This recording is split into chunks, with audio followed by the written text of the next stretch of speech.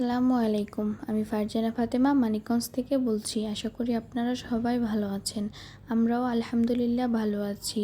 আলহামদুলিল্লাহ, সবাইকে দ্বিতীয় বিজয় দিবসের শুভেচ্ছা। ইতিহাসে প্রথমবার 2টা বিজয় দিবস পালিত হবে আমার বাংলাদেশে। বৃথা যায়নি আমার ভাই বোনদের এক ফোঁটাও রক্ত। বাংলার ইতিহাসে এক কালজয়ী অধ্যায়ের সূচনা হলো।